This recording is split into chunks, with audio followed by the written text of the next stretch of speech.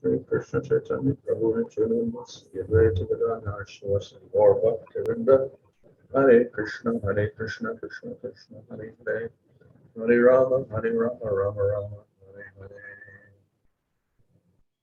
Hare. Reading from Srimad Bhagavatam, Canto 11, Chapter 17, verse 45, is it? Yes, Maharaj. Sarvāḥ samuddharet rājā piteva vyasanāt prajāḥ ātmānam dhīro gaja-patir gajān. Translation: just as the chief bull elephant protects all other elephants in his herd and defends himself as well, similarly a fearless king, just like a father, must save all the citizens from difficulty and also protect himself. Purport. Lord Kṛṣṇa, having concluded the discussion of brahminical duties, now describes the character and activities of a king, protecting all the citizens from difficulty is an essential duty for the king. 46. On earth, the king protects himself and all citizens by removing all sins from his kingdom, will certainly enjoy with Lord Indra in airplanes as brilliant as the sun. If a brahmana cannot support himself through his regular duties and is thus suffering, he may adopt the occupation of a merchant and overcome his destitute condition by buying and selling material things. If he continues to suffer extreme poverty even as a merchant, then he may adopt the occupation of a kshatriya, taking sword in hand. But he cannot in any circumstance become like a dog accepting an ordinary master. Purport: Svavritya, or dog's profession, refers to the Sudras who cannot live without accepting a master. A destitute brahmana who is suffering intolerably may become a merchant and then a kshatriya, but never take the position of a Sudra by working in a company or accepting a master. Although a kshatriya is ordinarily considered more elevated than a vaishya, the Lord here recommends that distressed brahmanas first accept the vaishya occupations, since it is not violent. A king or other member of the royal order cannot maintain himself, who cannot maintain himself by his normal occupation, may act as a vaishya, may live by hunting, or may act as a brahmana by teaching others Vedic knowledge, but he may not, under any circumstance, adopt the profession of a Shudra. A vaishya, or mercantile man, who cannot maintain himself, may adopt the occupation of a Shudra, and a Shudra who cannot find a master can engage in simple activities like making baskets and mats of straw. However, all members of society who have adopted inferior occupations in emergency situations must give up those substitute occupations when the difficulties have passed. One of the Grihastha order of life should daily worship the sages by Vedic study, the forefathers by offering the mantra Svada, and the demigods by chanting Swaha, all living entities by offering shares of one's meals, and human beings by offering grains and water. Thus, considering the demigods, sages, forefathers, living entities, and human beings to be manifested of my potency, one should daily perform these 5 sacrifices.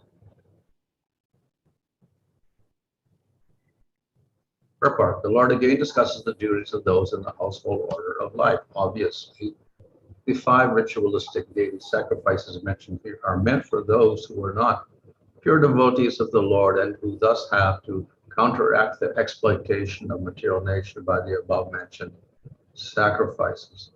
The International Society for Christian Consciousness is training householders, sannyasis, brahmacharis, and vanaprastha to engage 24 hours a day in the loving service of the Lord. Those who are full-time missionary workers in ISKCON have no further obligations or sacrifices to perform as confirmed in the 11th canto of Bhagavatam. Devarshi Bhutapmananam Pratranam Akinkaro nayam ranij rājān sarvāḥ sharanam saranyam gatomokundam parikritya kartam.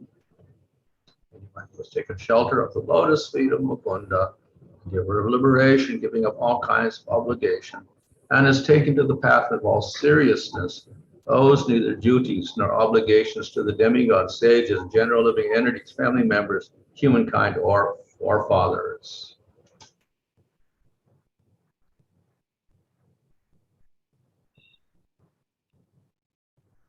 Okay, so we have a few verses here giving alternative occupations. இங்கு சில ஸ்லோகங்கள் வர்ணத்தினவருக்கு இதர தொழில்முறைகள் என்ன செய்யலாம் என்பதை பற்றி விவரிக்கின்றன. So he gives alternatives for the Brahman, Kshatriya, Vaishya, and Sudra. பிராமணர், க்ஷத்ரியர், வைஷ்யர், சூத்ரர் இவர்களுக்கு அவர்கள் தொழிலை தவிர வேறு எதை செய்யலாம் என்பதை இங்கு விளக்கப்படுகிறது. This is also concerning the grihastha. இது கிரகஸ்தர்களுக்காகவும் கூறப்பட்டிருக்கிறது. Grihastha must have some means of supporting himself with his family. கிரகஸ்தர் தன்னையும் குடும்பத்தையும் காப்பாற்றிக் கொள்வதற்கு ஏதாவது வழிவகை தேவைப்படுகிறது. So if none of the previous types of occupations work out for the brahmana, then he may have to do some work not prescribed for the brahmana. பிராமணருக்கே உரிய கடமைகளை செய்வதற்கான வழிவகை இல்லாத பொழுது அதை தவிர வேறொரு தொழிலை அவர் செய்யலாம். So as explained here, the brahmana may act as a vaishya or a kshatriya.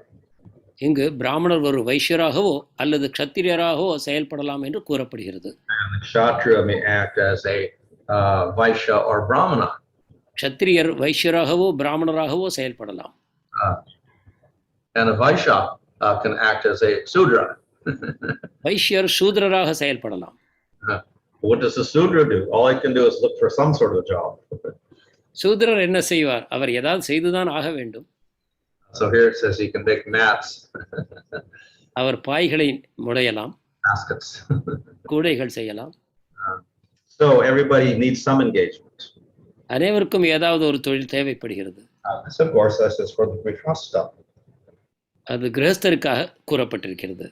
The brahmachari and the vanaprastha and the sannyasi don't work. பிரம்மச்சாரி, வானப்பிரஸ்தர், சன்னியாசி வேலை செய்வதில்லை. But they're supported by the grihastha ashram. அவர்களை கிரகஸ்த ஆசிரமமானது காப்பாற்றுகிறது. For the upper varnas, they shouldn't do sudra work in any case. மேல் வர்ணத்தினவர் சூத்ரருடைய தொழிலை எப்பொழுதும் செய்யக்கூடாது. But somehow or other, when there is emergency, then they do these occupations, and then later on, they have to go back to their original occupation.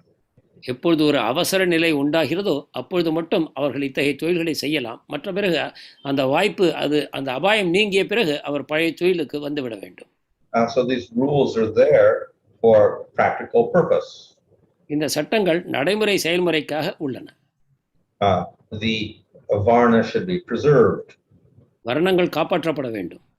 And therefore the members have to survive somehow or other with their families. எனவே குடும்பத்தினர் ஏதோ ஒரு விதத்தில் குடும்ப அங்கத்தினருடன் தங்களை காப்பாற்றிக் கொள்ள வேண்டும். But if they keep switching occupations, then eventually their occupation gets lost. தொழிலை மாற்றிக்கொண்டே இருப்பார்களானால் அவர்களுடைய உண்மையான தொழில் மறைந்து போகும். So the nature of the varna is not the same anymore. அப்பொழுது அந்த வர்ணத்தின் தன்மை இழக்கப்படுகிறது. Of all the brahmanas for their whole life are working in a bank, then what happened to the Brahman Varna of teaching the Vedas? It's finished. It's not there anymore. பிராமணர் தன்னுடைய வாழ்நாள் முழுவதும் ஒரு வங்கியில் உழைப்பாரானால் அவருடைய கடமையான வேதங்களை பயின்று கற்பிப்பது என்ன ஆகும்? அது இழந்து போகிறது. And so therefore temporarily they may take another occupation, but then they have to go back to their original occupation.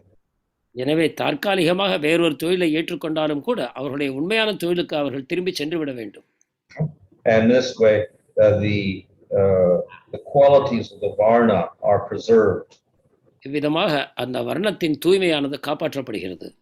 By acting in other occupations, eventually they start adopting the gunas of that occupation. இதர தொழில்களை செய்ய முற்படுவார்களேயானால் அந்த தொழிலுக்கு உண்டான குணம் அவர்களை பாதிக்கிறது. So the Vaishyas have certain occupations because that's suitable to their guna.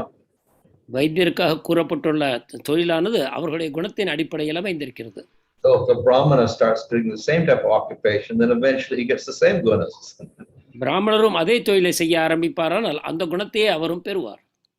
So therefore, he shouldn't permanently take that job, only temporarily. எனவே நிரந்தரமாக அத்தகைய தொழிலை அவர் ஏற்றுக்கொள்ளக்கூடாது, தற்காலிகமாகத்தான் செய்ய வேண்டும். So this is a very practical advice. இது ஒரு நடைமுறைக்கு ஒத்து வரக்கூடிய ஒரு அறிவுரையாகும். At the same time, the scriptures realize that there will be extraordinary circumstances. அதே சமயம் சாஸ்திரங்கள் உணர்கின்றன ஏதாவது அசாதாரணமான நிலை சூழ்நிலை ஏற்படலாம். In those circumstances, then a person can do this. அத்தகைய நிலையில் ஒரு நபர் இதை செய்யலாம். So these are the exceptional cases. எனவே இவை அனைத்தும் விதிவிலக்குகளாகும். So as I said, the main aim is to preserve the nature of each varna. இதற்கு முக்கியமான நோக்கம் ஒவ்வொரு வர்ணத்தின் உண்மையான தன்மையையும் காப்பாற்றுவதே ஆகும். So later on at verse 50, it mentions how the grihastas have to do certain activities daily. கிரகஸ்தர்களுக்கு உண்டான தினசரி கடமைகள் பிற்பாடு கூறப்படுகிறது. So these actually are called the panchamahayajnas. இவை பஞ்ச மகாயஜ்ஞங்கள் என்று கூறப்படுகின்றன.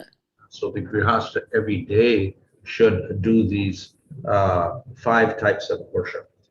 கிரகஸ்தர் தினந்தோறும் இந்த 5 வகையான வழிபாடுகளை செய்ய வேண்டும். The purpose is to get relief from any accidental sins.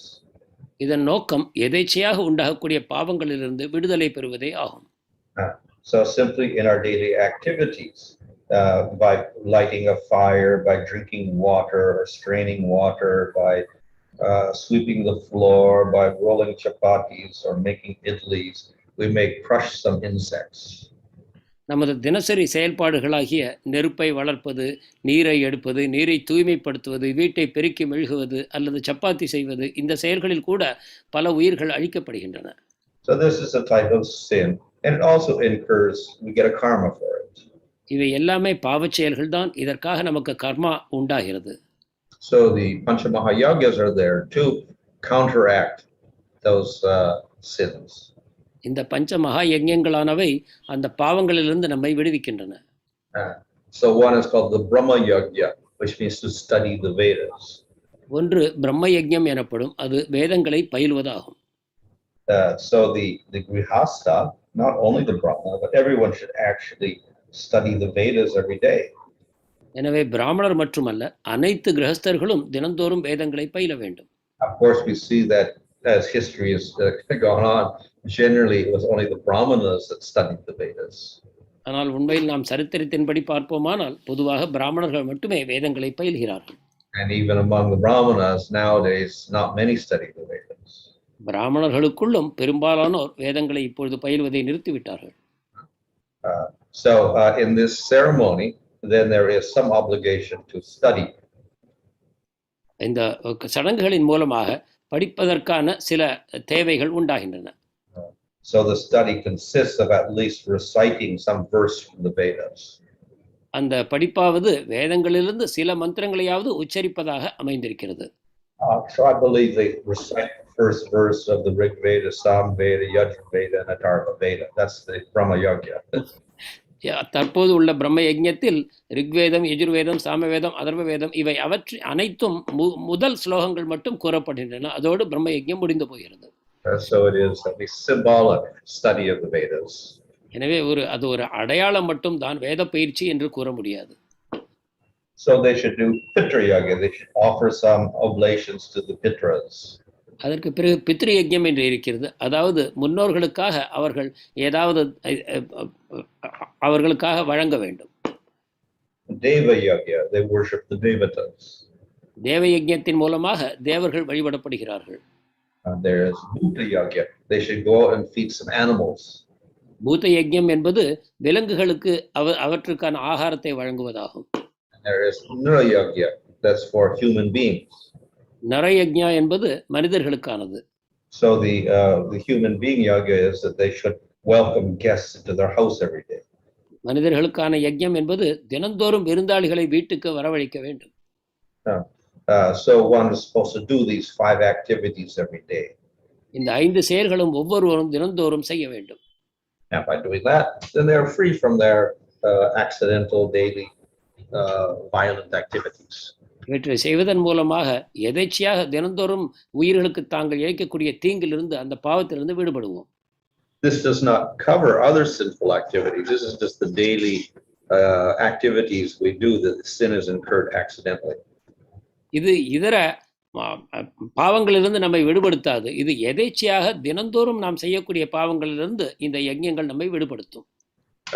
For other sinful activities, then you have specific prayāṣchittas or atonements. மற்ற பாவங்களை பொறுத்தவரை அவற்றுக்கான விசேஷமான பிராயச்சித்தங்கள் தரப்பட்டிருக்கின்றன. So this is some prescription for all of the grihastas.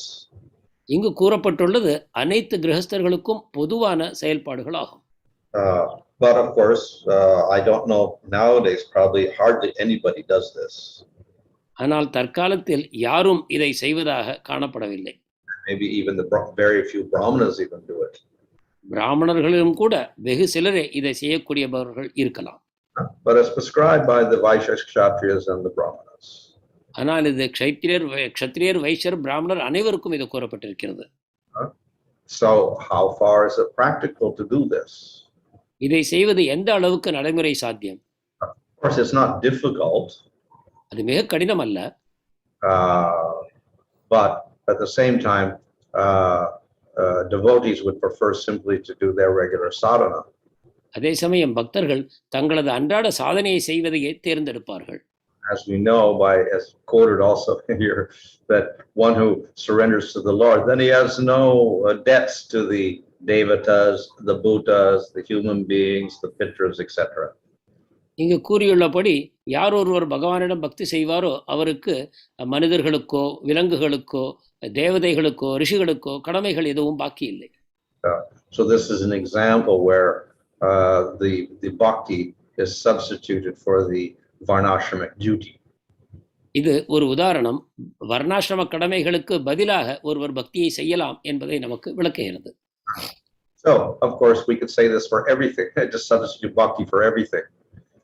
அப்பொழுது ஒருவர் கூறலாம், நாம் பக்தியை கொண்டு அனைத்தையும் இதர செயல்கள் அனைத்தையும் நிறுத்தி விடலாமே என்று. But then how much of the varnashram system will be left at all?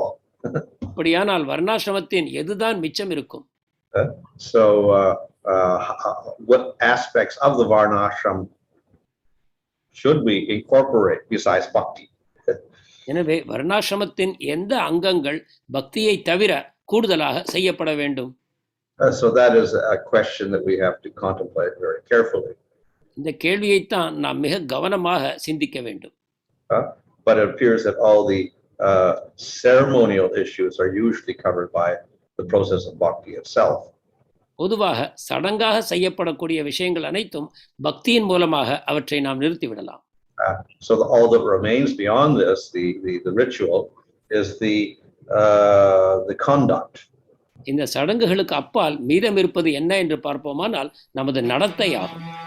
So of course even conduct is somewhat ritualized, but at least relationships between different members of society and in families, that should, we can borrow those from the varnashram system. சில விதமான நன்னடத்தைகள் கூட ஒரு விதமாக சடங்காக மாறிவிட்டன. ஆனாலும் கூட நம்முடைய ஒருவரோடு ஒருவர் எவ்வாறு நடந்து கொள்கிறோம், குடும்ப அங்கத்தினர்களோடு, குடும்பத்திற்கு வெளியில் உள்ளவர்களோடு எவ்வாறு நடந்து கொள்கிறோம், அதை போன்ற கடமைகளில் நாம் கவனம் செலுத்த வேண்டும். However, we'll find that even this has to be somewhat modified. ஆனாலும் கூட இவற்றில் கூட சில மாற்றங்கள் தேவை என்று நாம் உணர்கிறோம். Because the rules that are instituted in the varnashram system are therefore people who identify with their bodies. ஏனென்றால் வர்ணாசிரம சட்டங்கள் யார் தங்களை உடலோடு அடையாளப்படுத்திக் கொள்கிறார்களோ அவர்களுக்காக கூறப்பட்டன. But the devotee is trying to get out of bodily identification. ஆனால் பக்தரோ உடலை அடையாளப்படுத்திக் கொள்ள விரும்புவதில்லை, அதை கடந்து செல்ல ஆசைப்படுகிறார். So even those rules will have to be modified to some degree. எனவே அந்த சட்டங்களும் கூட ஓரளவுக்கு மாறுபட்ட நிலையில் பக்தர்களால் அனுசரிக்கப்பட வேண்டும். So they have all sorts of rules for purity. தூய்மைக்காக பலவிதமான சட்டங்கள் தரப்பட்டிருக்கின்றன. So the body is pure in certain conditions and unpure in other conditions. உடல் சில சூழ்நிலைகளில் சுத்தமாகவும் சில சூழ்நிலைகளில் அசுத்தமாகவும் இருக்கிறது. So the Veda has certain rules for that. வேதங்கள் இதற்காக சில சட்டங்களை தருகின்றன. How many times do you have to wash your hands? எத்தனை முறை உங்கள் கரங்களை நீங்கள் கழுவ வேண்டும்? How many times you should bathe? எத்தனை முறை குளிக்க வேண்டும்? How you should dress? எவ்வாறு உடை அணிய வேண்டும்? Etc. How to clean your clothes? துணிகளை எவ்வாறு துவைக்க வேண்டும்? So all sorts of rules are there, but then again, it may not be practical to do everything. இவை அனைத்துக்கும் சட்டங்கள் இருக்கின்றன. இவை அனைத்தையும் பின்பற்றுவது நடைமுறை சாத்தியமல்ல.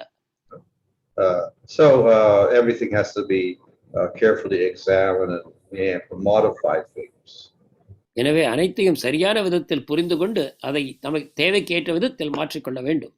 But then we must keep the goal in mind.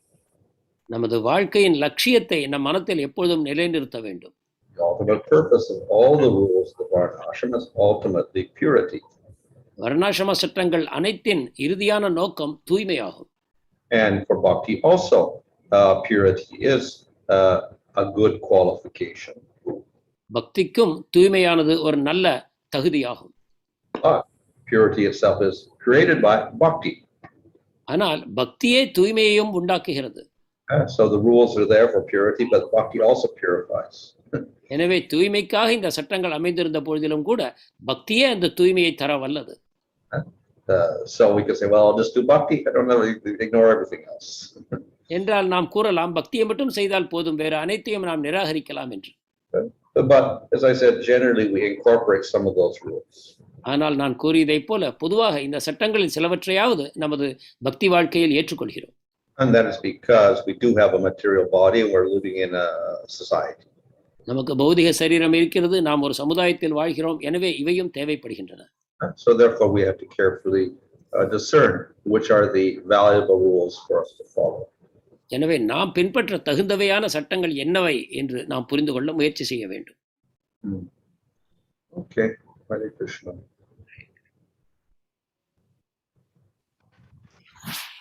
Thank you, Maharaj. Maharaj, the last verse which we saw today, verse number 50, which talks about the grahasthas worship and all that. The purport mentions this very popular verse of Devarishi Bhutapta. Because I think, I was just thinking that somebody, it mentions somebody who's only taken shelter of the Lord Mukunda, only he is qualified that, he can ignore all these, which is mentioned here, which you also mentioned, like Panch Mahayagya and all that. What will be the qualification, Maharaj, for a grahastha to actually, because there is always a talk that, we don't do, or somebody who joins ISKCON gives up all the ritualistic activities also. 50வது ஸ்லோகத்தின் பொழிப்புரையில் முகுந்தரிடம் சரணாகதி அடைந்தவர்கள் இந்த பஞ்சமகா யஜ்ஞங்களாகிய தினசரி கடமைகளை செய்ய தேவையில்லை என்று கூறப்பட்டது. ஆனால் முகுந்தரிடம் சரணாகதி அடைந்தவர்கள் தான் அவ்வாறு செய்யலாம் என்ற பட்சத்தில் எந்த பக்தர்கள் இந்த கடமைகளை விட தகுதியானவர்கள்? பொதுவாக நாம் இஸ்கான் இயக்கத்தில் சேர்ந்தவுடனேயே இந்த 5 யஜ்ஞங்களையும் செய்வதை நிறுத்திவிடலாம் என்பதை போல ஒரு உணர்வை அடைகிறோம். இதன் சரியான புரிதல் என்ன? If we take this verse along with other verses,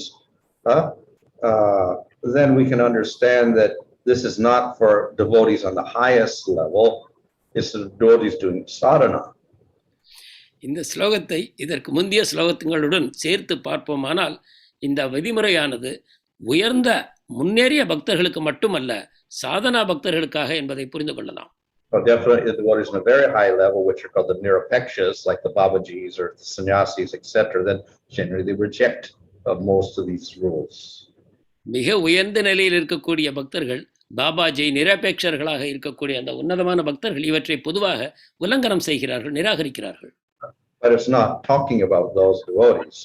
ஆனால் இது அந்த பக்தர்களை பற்றி பேசவில்லை. And in after devotion, verses like this are quoted for the beginning of sadhana bhakti, qualification for sadhana bhakti. பக்தி ரசாமிருத சிந்துவை எடுப்போமானால் இது பக்தியை தொடங்குவதற்கு, சாதனா பக்தியில் நுழைவதற்கு உண்டான தகுதிகளின் அந்த சந்தர்ப்பத்தில் இந்த விஷயம் பேசப்படுகிறது. But at the same time, as I mentioned previously,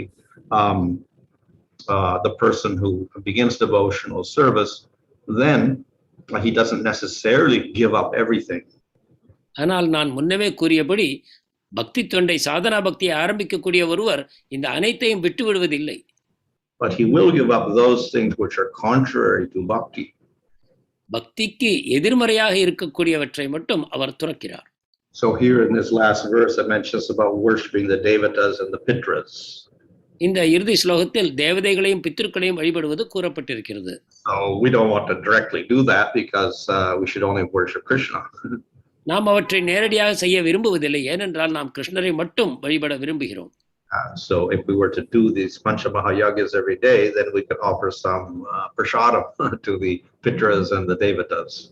எனவே நாம் இந்த பஞ்சமகா யஜ்ஞத்தை தினந்தோறும் செய்ய விரும்புவோமானால் பித்ருக்களுக்கும் தேவதைகளுக்கும் சிறிது பிரசாதத்தை மட்டும் வழங்கினால் போதுமானது.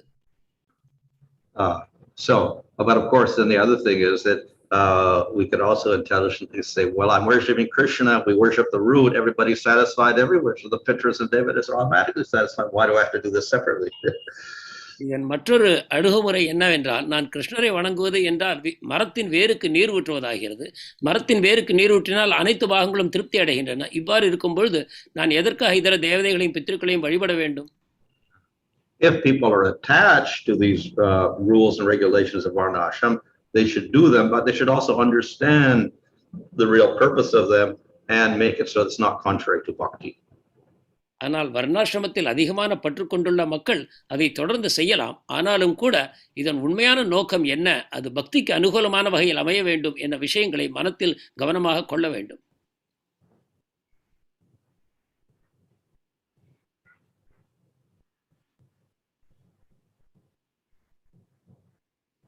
Hare Krishna. Sureshwar Prabhu. Sorry, Prabhu, I was on mute. Sorry. Yes, Maharaj. In Bhagavad Gita, Kṛṣṇa says that it is good to actually continue the same prescribed duties rather than changing the. Sorry, so rather than changing your varnas, even if it leads to destruction, Maharaj. How do we understand those verses which Kṛṣṇa talks about in Gita to what it is mentioned here, that one can actually change their varnas, occupation? கீதையில் கிருஷ்ணர் ஒருவர் தன்னுடைய கடமைகளை துறக்கக்கூடாது, அவ்வாறு செய்வதன் மூலமாக வர்ணாசிரமம் அழிந்து போகும் என்று கூறுகிறார். ஆனால் இந்த இடத்திலோ அவரவர் கடமைகளை விட்டு வேறு கடமைகளை செய்யலாம் என்று பகவான் கூறுகிறார். இதை எவ்வாறு சரியாக புரிந்து கொள்வது? Here it actually isn't saying you change your varna. In an emergency situation, you can do another occupation, then you go back to your original varna again. So there's no change really. இங்கு வர்ணங்களை மாற்ற வேண்டும் என்று பகவான் பேசவில்லை. மாறாக தற்காலிகமான ஒரு அவசர நிலையில் தொழிலை மாற்றிக்கொள்ளலாம், ஆனால் திரும்பவும் கூட அந்த நிலை மாறிய பிறகு பழைய தொழிலுக்கு சென்று விட வேண்டும் என்றுதான் கூறப்படுகிறது. It is simply allowing for exceptional cases. இது சில விதிவிலக்குகளுக்கு மட்டுமே அனுமதி அளிக்கிறது. But then these are not permanent also. இவையும் நிரந்தரமானவை அல்ல.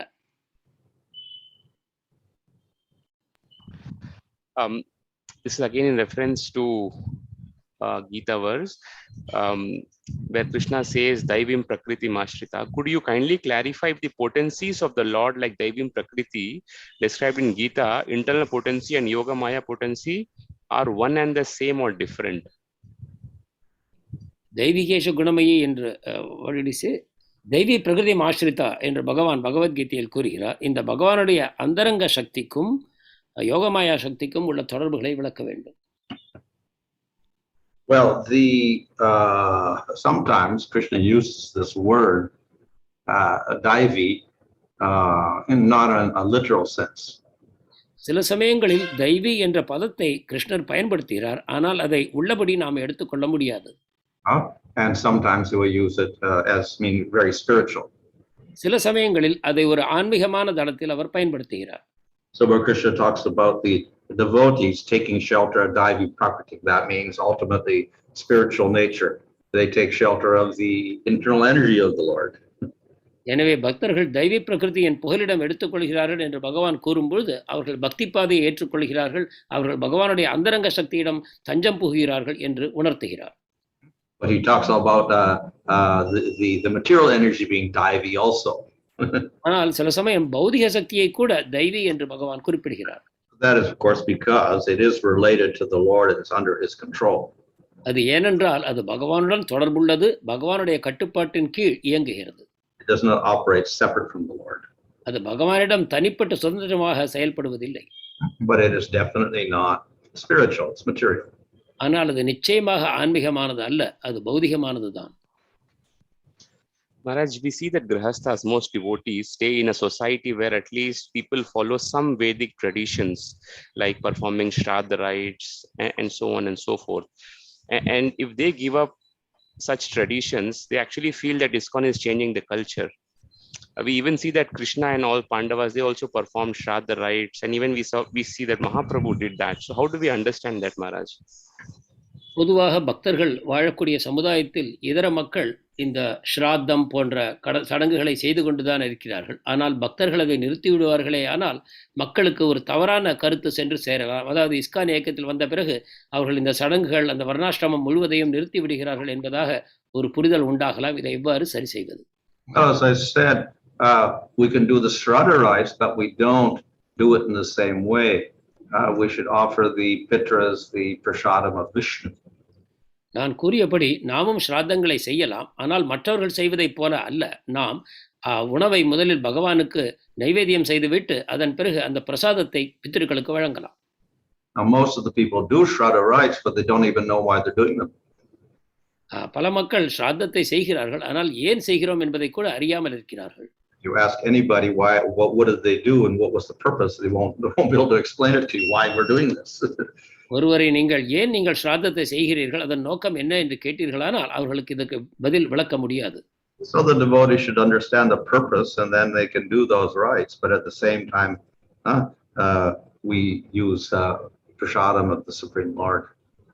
எனவே பக்தர்கள் நோக்கத்தை புரிந்து கொண்டு இந்த ஸ்ராத்த சடங்குகளை செய்ய வேண்டும். அதே சமயத்தில் பித்ருக்களுக்கு பகவானுடைய பிரசாதத்தை வழங்க வேண்டும்.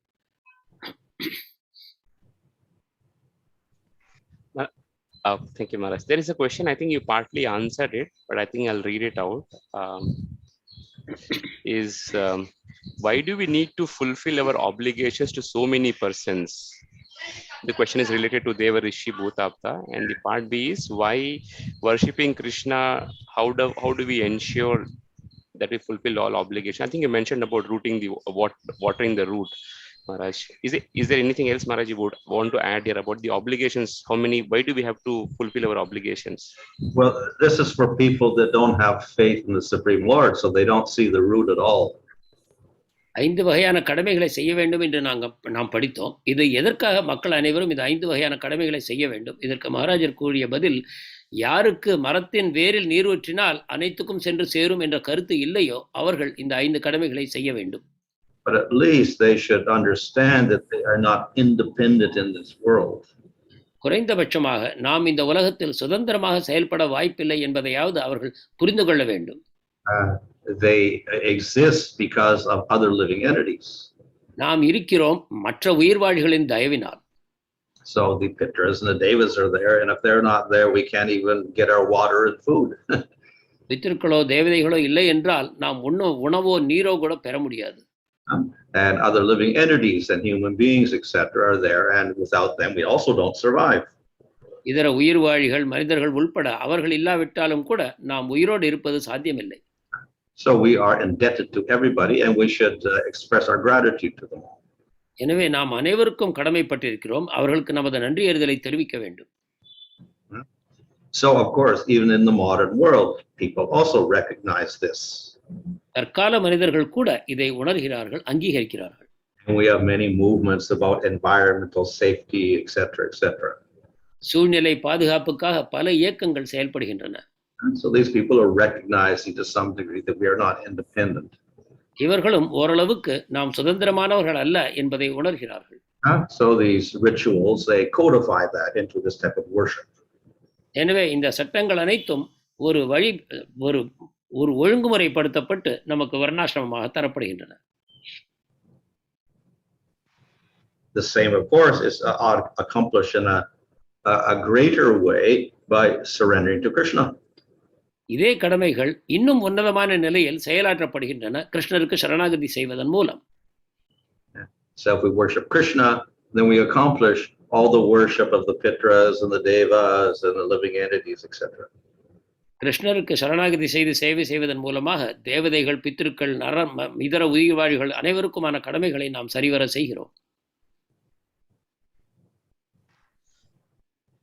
Maharaj, this question probably is more for grihastha ashrams. We are trying to become devotees by our sadhana, but at the same time, we are seeing that we are also acting pretty much like shudras because we are working for under somebody, and probably all of us cannot quit our jobs and become because families are dependent, Maharaj. So how do we take a balancing act on this? நாம் சாதனையின் மூலமாக பக்தர்களாக முன்னேற்றமடைய முயற்சி செய்கிறோம். அதே சமயம் இப்பொழுது இருக்கக்கூடிய நிலைமையில் நாம் அனைவரும் எங்காவது ஒரு தொழில் செய்து கொண்டுதான் இருக்கிறோம். அந்த விதத்தில் சூதரருடைய கடமைகளைத்தான் நாம் செய்து கொண்டிருக்கிறோம். ஆனால் இது குடும்பத்தை காப்பாற்றும் விதத்தில் தவிர்க்க முடியாததாகவும் அமைகிறது. இதை நாம் சரிவர எவ்வாறு செய்ய வேண்டும்? So that is the great difficulty of the modern world. அதுதான் தற்கால வாழ்க்கையின் மிகப்பெரிய கஷ்டமாகும். And of course, if one is not a devotee, then of course one will be very affected by the job. பக்தர் அல்லாதவர் தன்னுடைய தொழிலினால் வெகுவாக பாதிக்கப்படுவார். And the only thing he has to counteract that with is his conduct and rituals that he does. அவர் அதற்காக செய்யக்கூடிய ஒரே ஒரு பிராயச்சித்தம் தன்னுடைய நடத்தையை சீர்திருத்திக் கொள்வதும் மற்ற சடங்குகளை செய்வதுமே ஆகும். But the nature of his work is probably to discourage doing all that. ஆனால் அவர் செய்யக்கூடிய தொழிலோ இவை அனைத்தையும் செய்வதற்கு உதவியாக இருப்பதில்லை. So it all becomes minimized. எனவே இவை அனைத்தும் குறைக்கப்படுகின்றன. So by doing that, then eventually he minimizes his varnashrama position. எனவே இத்தகைய வேலைகளில் ஈடுபடுவதன் மூலமாக வர்ணாசிரமத்தில் தன்னுடைய தரத்தை அவர் தாழ்த்திக் கொள்கிறார். So it will become a position in name, but not much in practice. அவருடைய வர்ணாசிரமமாவது பெயருக்குத்தான் இருக்குமே தவிர செயல்பாட்டில் இருக்காது. So as I explained, if you keep taking the wrong occupation, then for your whole life, and then your children do the same thing, then how much you can maintain your varna? எனவே நம் வாழ்நாள் முழுவதும் What does it mean? எனவே நம் வாழ்நாள் முழுவதும் இத்தகைய ஒரு தொழிலையே நாம் செய்து வருவோமானால் நம்முடைய வர்ணத்தை நாம் எவ்வாறு காப்பாற்ற முடியும்? நம் குழந்தைகளும் கூட அதே வகையான தொழில்களில் ஈடுபடும் பொழுது நமது வர்ணம் படிப்படியாக அழிந்துதான் போகும். So a bhakti is a little different. பக்தி சிறிது வேறுபட்டது. It goes beyond all the varnas. Any varna and anyone beyond the varnas can do it. அது வர்ணங்கள் அனைத்தையும் கடந்தது. வர்ணத்தில் இருப்பவரோ வர்ணத்துக்கு அப்பால் இருப்பவரோ அனைவரும் அதை செயல்படுத்தலாம். That's why it's more practical. எனவே அது நடைமுறை சாத்தியமானது. So if you can do the bhakti at least some time every day, then that saves us from the material world. தினந்தோறும் சிறிது காலம் பக்தியை செய்து வருவோமானால் அது நம்மை காப்பாற்றுகிறது. Maharaj, we spoke about obligation to the people who we owe something, but even if we see that, even if we do obligation, sometimes we are not able to satisfy our subjects, let it be family, friends and all that, Maharaj. நாம் மக்களுக்கு கடமைப்பட்டிருக்கிறோம் என்று கூறுகிற அதே சமயத்தில் கூட நம் குடும்ப அங்கத்தினர்களுக்கோ இதர மக்களுக்கோ நாம் முழுமையான திருப்தியை தர முடிவதில்லை. இதை எவ்வாறு நாம் புரிந்து கொள்வது? Well, all we can do is we do our best. If we cannot satisfy them, maybe because they are greedy. So what can we do? நமது முழு முயற்சியை செயல்படுத்தி அவர்களை திருப்திப்படுத்த முயல்கிறோம். ஆனால் அவர்கள் பேராசை உள்ளவர்களானால் நாம் என்ன செய்ய முடியும்? But we can do what is the minimum at least. குறைந்தபட்சமாகவாவது நமது முயற்சியை அவர்களுக்காக செய்ய வேண்டும். There's a question on Zoom. I'm reading this, Maharaj. Giving prejudice to independent nature of bhakti against varnashram rules lead to sahajiyas who introduced vices in society in the name of bhakti. Acharyas in Bengal uprooted them by reinstating varnashram. How to overcome elusive nature of bhakti without compromise and still stay put while practically living as society and ensure sahajiyas have no room? நாம் பக்தியை முன்னிலைப்படுத்தி வர்ணாசிரமத்தை உல்லங்கனம் செய்யும் பொழுது சகஜியா நிலைக்கு பக்தர்கள் தாழ்ந்து போகிறார்கள். நமது ஆச்சாரியர்கள் இந்த சகஜிய நிலையை அப்புறப்படுத்துவதற்காக வர்ணாசிரமத்தை நிலைநாட்டியதை நாம் காண்கிறோம். எனவே இவ்வாறு பக்தியை செய்யக்கூடியவர்கள் தங்களுடைய நடத்தையிலிருந்து தாழ்ந்து போய் சகஜ நிலையை அடையாமல் இருப்பதற்காக நாம் எந்த வகையான மாற்றங்களை கொண்டு வர வேண்டும்? So the word sahajya probably is not the word to use here. சஹஜியா என்பது சரியான பதம் அல்ல இங்கு பயன்படுத்துவதற்கு. this original usage is a type of person, particularly in Bengal, who does activities that are kind of like bhakti, but he doesn't follow any rules. சஹஜியா என்பது பக்தியை போன்ற ஒரு செயல்பாட்டை செய்யக்கூடியவர். அவர் பக்திக்கான சட்டங்கள் எதையும் பின்பற்றாதவர். அவரை குறிப்பிடுவது இது பொதுவாக வங்காளத்தில் மட்டும் காணப்பட்டது. So the devotees, as I may not follow the Vedic rules or the Varnashramic rules as they're stated, that doesn't mean he breaks all the rules either. ஆனால் பக்தர் எனப்படுவோர் இந்த வேத சட்டங்களையோ அல்லது வர்ணாசிரம சட்டங்களையோ பின்பற்றாமல் இருக்கலாம். ஆனால் அவற்றை முறிப்பார் என்று நாம் கூற முடியாது. So for instance, in Bhakti itself, we have whole sections on compassion to living entities, for instance. பக்தியிலே கூட உயிர் வாழ்களிடம் கருணை கொள்வது போன்ற விஷயங்கள் நமக்கு கூறப்பட்டிருக்கின்றன, அறிவுறுத்தப்பட்டிருக்கின்றன. And we have statements how a devotee is pure. That means he doesn't do any sinful activities. ஒரு பக்தர் தூய்மையானவர் என்றும் கூறப்பட்டது. அதன் பொருளாவது அவர் பாவச் செயல்களில் ஈடுபடுவதில்லை. And of course, we see that chanting the holy name once, then that the chandala by birth, suddenly he's better than a brahmana, which means no more sin. புனித நாமத்தை ஒருமுறை உச்சாரித்தாலும் கூட ஒரு சண்டாளரும் கூட மிக உன்னதமான நிலையை அடைகிறார். அவருடைய பாவங்கள் நீக்கப்படுகின்றன என்பதையும் நாம் கண்டிருக்கிறோம். So therefore, the real devotee will be more sinless than a brahmana.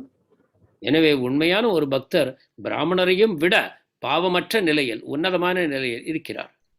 He will accomplish whatever is to be achieved by following all the rules and regulations of the varnashram system. வர்ணாசிரம சட்ட ஒழுங்குமுறைகள் அனைத்தையும் பின்பற்றுவதன் மூலமாக அடையப்படக்கூடிய நோக்கம் என்னவோ அதை அவர் இயல்பாகவே பெறுகிறார். So therefore, there's no chance of him being some sahajya. எனவே அவர் சஹஜியாவாக இருப்பதற்கு வாய்ப்பில்லை. Thank you, Maharaj. I think this probably was answered in the previous classes, but I am being pushed to ask this once again. It relates to Maurya's description in Bhagavatam that the Mauryas, they were not within the Varnas. Nanda slightly, I don't know. Okay, so probably the question, Maharaj, is that I think when Muslim invaded and then finally British came and Varnashrama system was destroyed. So what kind of Varnashram is being left behind currently? அதாவது மௌரியர்கள், அதற்கு முன்னால் இருந்த நந்தர்கள், அதுக்கு முன்னால் முஸ்லிம்கள், இவர்கள் அனைவரும் கூட தாழ்ந்த ஜாதிகளை சேர்ந்தவர்கள். எனவே வர்ணாசிரமமானது படிப்படியாக ஏற்கனவே அழிக்கப்பட்டு விட்டது. எனவே இப்பொழுது இருக்கக்கூடிய வர்ணாசிரமத்தை பற்றி என்ன கூற முடியும்? As a social political system with a government is non-existent. There is no government like that now. ஒரு அரசியல் வழிமுறை என்று பார்ப்போமானால் வர்ணாசிரம அரசியல் இப்பொழுது இல்லை, அது முழுவதுமாக அழிந்து விட்டது. That system follows the generations of manus.